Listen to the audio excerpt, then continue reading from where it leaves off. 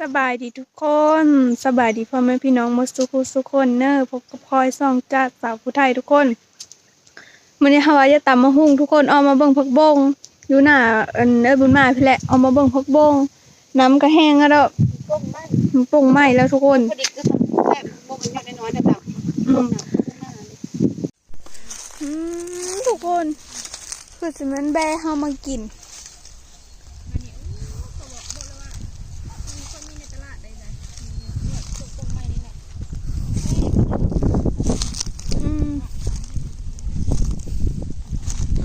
แบเฮามากินยาวอ่อนมันปรุงไหม้ทุกคน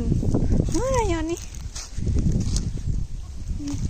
อย่างน้อยๆนี่ทุกคนผักบง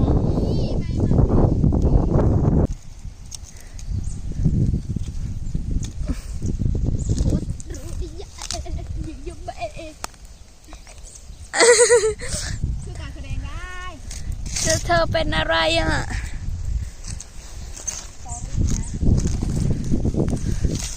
นี่อยู่นี่ก็มีทุกคนแบบยามฝนนี่เนาะมันอ้องามแห้งเนาะอันนี้แบบยอดน้อยๆมันอยู่แถวแคมขันน้ำลายนี่งามกว่านี้ทุกคนเอ้ยยอดเยอะกว่านี้อีกป่าผักบงทั้งหมดเนาะ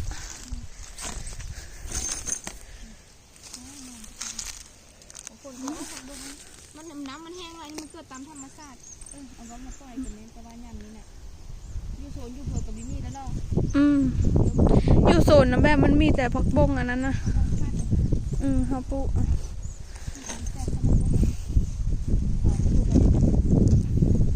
ยังไม่ไปหอดอ่ะนี่ยจุ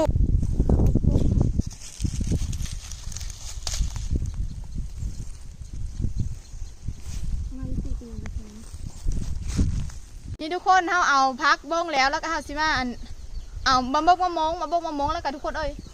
มันก็เยอะเติบประมาณซ้ำนี่เดี๋ยวเขาสิเอามือต่ำนะทุกคนมะมงกระสอเลยทุกคนเอ้ยเขาถ้าต่ำมะมงอื่นนี่บีแซ่บใช่มะมงกระสอมะมงกระสอน่ะเยอะซ้ำนี่น่ะเขาหาเลอะแต่มันเยอะทุกคนยันมันบินเลยบินขมดอกเดี๋ยวเขาขึ้นเอาได้จับติดได้เดี๋ยวสิหามะตึงโอ้ไม่นี่มาตึงกับมึงนะมันก็เป็นดอกอยู่ได้สมก็มันมีงานนึงอยู่ทุกคนเอ้ยมันจะมีมะเป็นแต่ต่ำอยู่บ่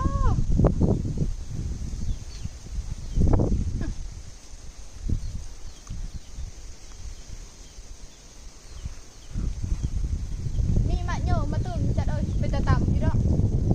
ค่อยคืนกำลังคนไปสะใจกำลังปีนไปทางทุกคนไปหาหางมาส้มหางมาส้มหน้าต่อน้ำนะจิตมานะบ่มาไหมเอ้ยมามงอย่าไปด้วยหลายเด้ออย่าไปด้วยหลายเด้อน้ำหนัก180นะนอนเท่าโหนะตอนหน้าทางพุ้นกระจัดบ่ทางพุ้นสามเดียวละมานะกันเธอเด็กกับเด็กทำงานซะนั่นแหละกลัวมึงมันล้มตื่นแล้วจิตมึงถอยหลังมากกว่ามาเลาะมะฮุ่งวันนี้นะมะฮุ่งก็หยุดนะแกลิงลม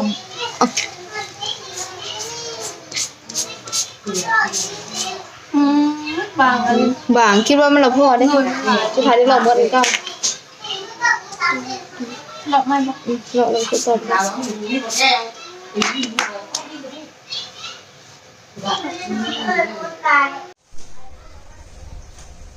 บเจียวก็ทุกคนเลย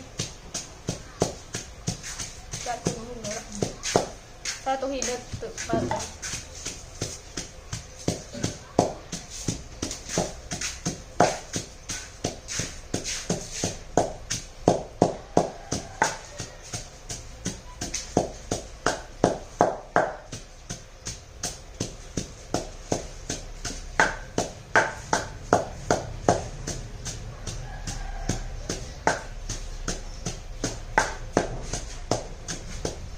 ปมาเลยมะนาววันนี้มา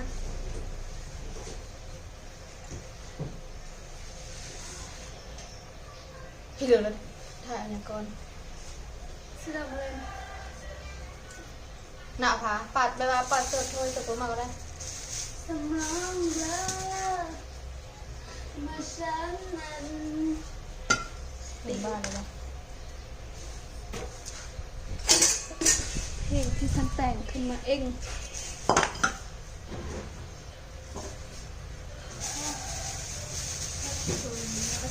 มีกาวหนักหอมมันเต็มเลย นี่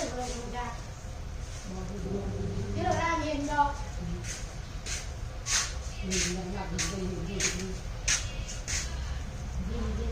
มึงกับผ้าประมาณ4 เซนจ้ามึงไม่ต้องเห็นนะไปผ้าเพิงกันนะ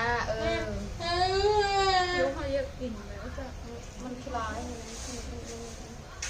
มันเสร็จไปเดี๋ยวมันเป็นในที่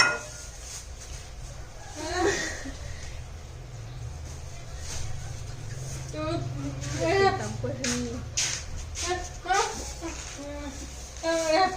กินคุณรู้ปะแต่ว่าไปเราตำแล้วกัน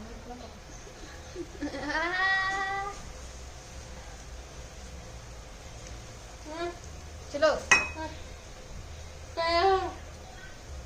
ปละมะนาวกินผักอะไรเนาะยังจะล้างอีกอ่ะอันนี้สบายใจ สมานเรา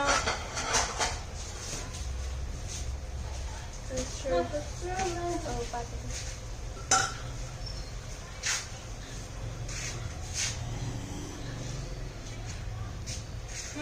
อย่าไปกินเปิดมันยูฮันเดอร์มันฆ่าเด้อแม่ชิโซว่านะคือพยะจ้าลืมเห็นแล้วกูเห็นแล้วแม่กูมาลงที่กูอ่ะทายหน้ามันหนา อัมโบและแม่ทำไม่ฟิตเลยคือวันนี้ได้สักที เบื้องหลังมันจะหน่อยไม่ได้หัวเลย น้องมันถ่ายเลยแบบตัดต่อ ทายหรอ 1 2 3ทุกคนเติมมาเล่นมะนาวคงเคิร์กก่อน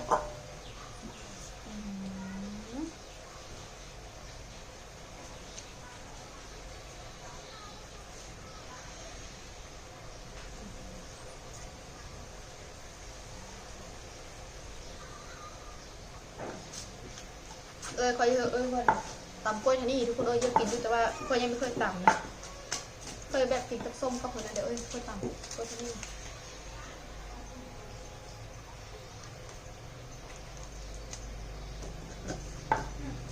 คือเป็นผสมน้ำเลยตรงนี้นะอยู่ตรงนี้เลย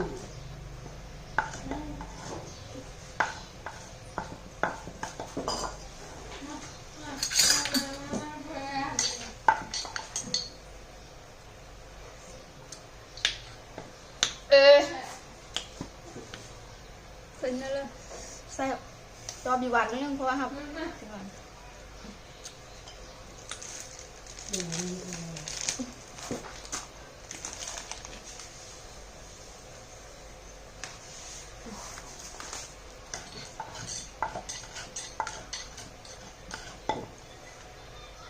อาจารย์กระแซบอยู่ค่ะ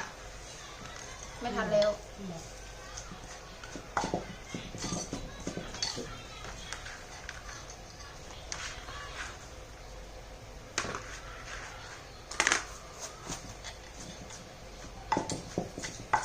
โอ้ยน้ำเต็มแล้วแม่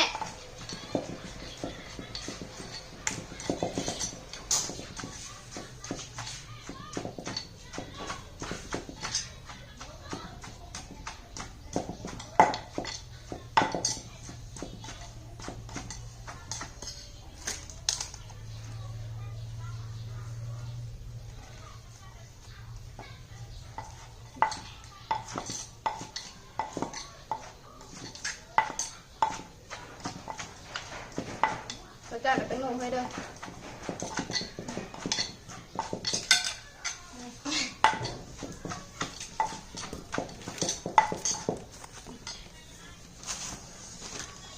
แล้วเราก็ย้ำมาทายด้วยก็คือ จะได้แต่ไม่มีผักคะเนาะก็ผักคะหาเดี๋ยวอำลำทุกคนเลย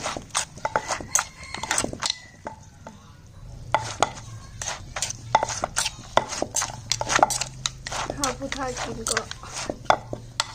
เป็นตะสัดมากเป็นแล้ว โอเคเป็นไร เป็นสัตว์อันผู้เจ้าไทยอยู่นะ ทำกินแล้วนี่ บิกินกระยาจำแฮวเป็นละโซยากินไปได้ กินก็ยังกินยัง นี่จะพอเราสักฮะ ป้ามากินเยอะมากินอีกแก่มากิน แล้วทุกคนเดินมากินน้ำเดียว มาเดินคนกินตัง กุ้งนั่งจะไปสิหรือเปล่าเอาเพลงเลยนะ ก็ถึง ข้าวเปล่าน้ำเดียว ก็ถึงชามดีเชียอยากเอา มึงรักมากเมื่อพูดที่เขาปะ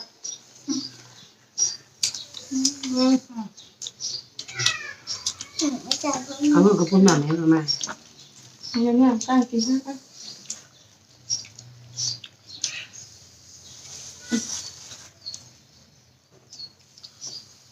มึงแน่ให้เราอยู่ทุกคน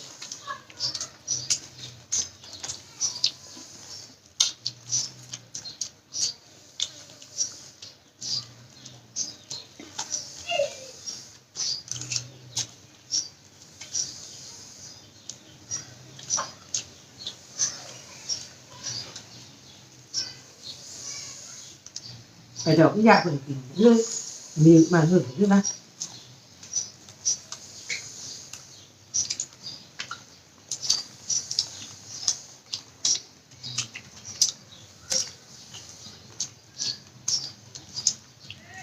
ข้าวคือ อะไร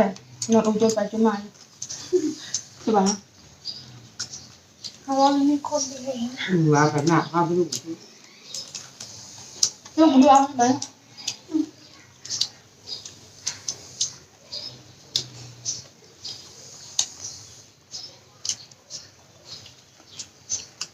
คุณป้าเดินมือไง ฮะบอกเขา พาเป็นแพ็คเนาะ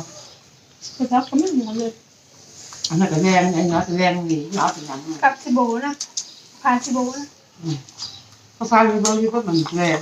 พาซิโบแล้วก็ได้ พี่น้อง ก็นอน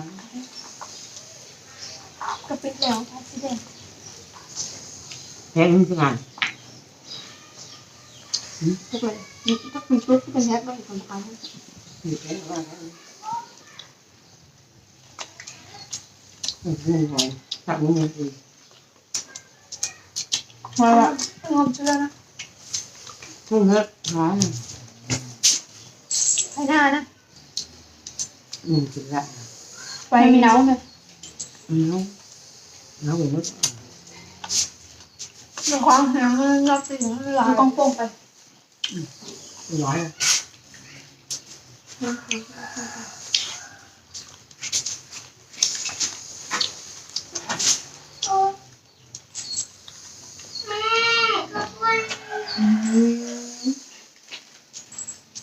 คุณภาพกิน